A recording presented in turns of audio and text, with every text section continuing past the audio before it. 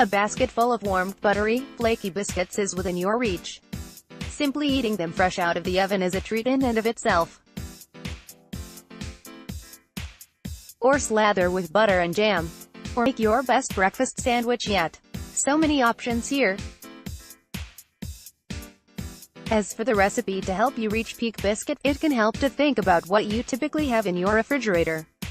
Buttermilk is a biscuit staple and lasts a long time, but yogurt thinned with milk can be used in a pinch.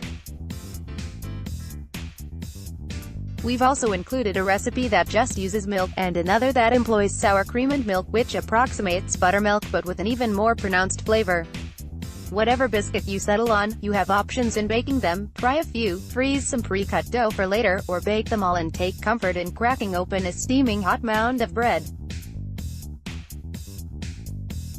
Here are some highlights from our archives. Charlotte Jenkins's biscuits. Above, instead of buttermilk, sour cream adds a tangy dimension in this recipe.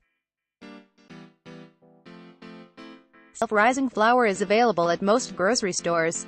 It usually is made with a lower protein flour, but you can use regular all-purpose, adding 1½ teaspoons baking powder and 1/4 teaspoon salt per 1 cup of flour. You may need to add a little more liquid to compensate for the higher protein, and the biscuits may not be quite as tender. Dixie D.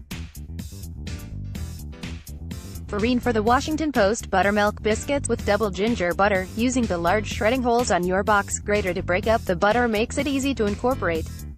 Folding the dough also gives you wonderful layers and flakiness. Even if you don't feel like putting together the ginger butter, these will still be great. Jennifer Chase for the Washington Post. Rosemary biscuits. If you'd rather not deal with butter, these herb fleck bites use vegetable shortening. They're the perfect thing to put out in a bread basket for dinner. Deb Lindsay for the Washington Post. Cornmeal and cranberry drop biscuits. Stone ground yellow cornmeal adds a lovely texture. The dough is simply dropped onto baking sheets, so there's no dealing with biscuit cutters.